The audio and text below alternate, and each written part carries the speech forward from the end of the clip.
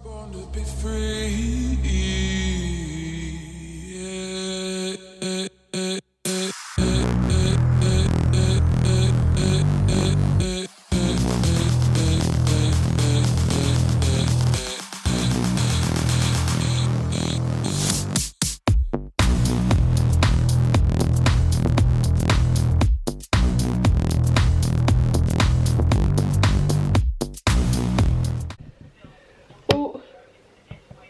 Oh.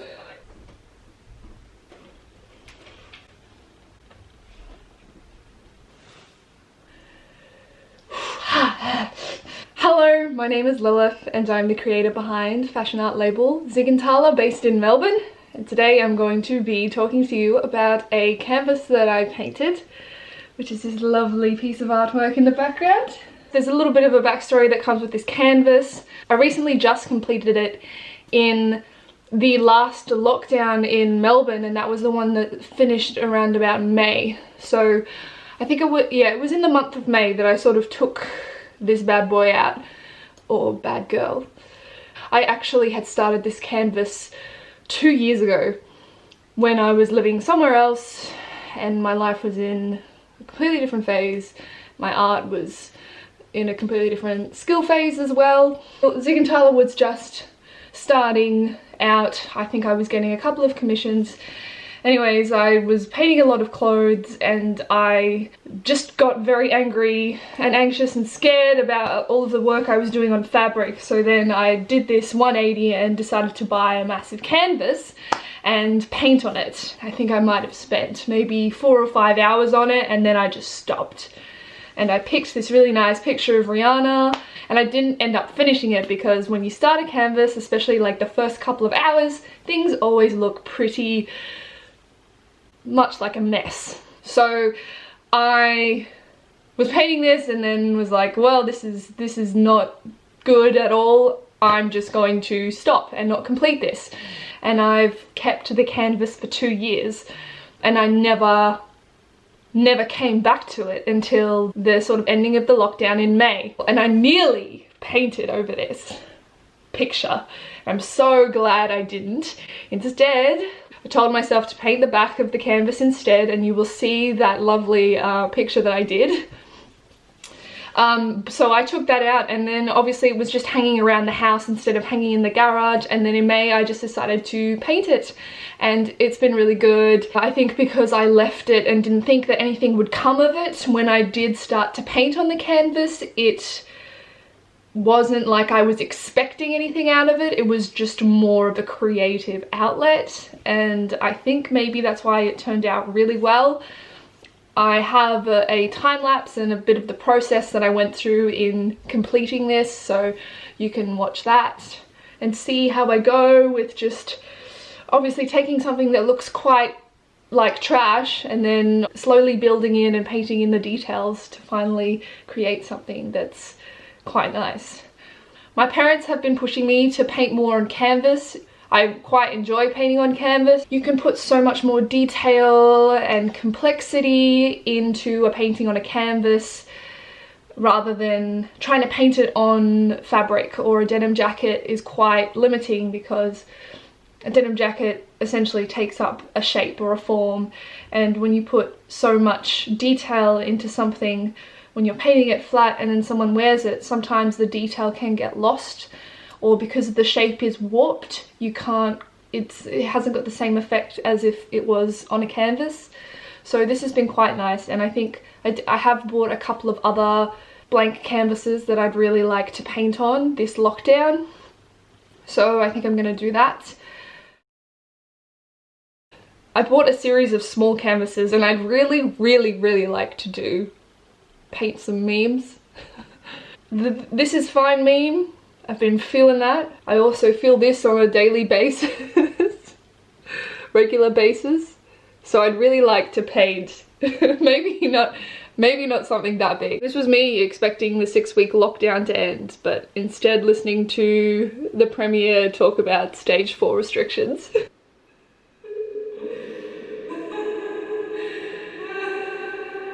So, first canvas video. This is just acrylic, and it's literally just the most basic acrylic paints that you can find in the craft store, like nothing too crazy or expensive.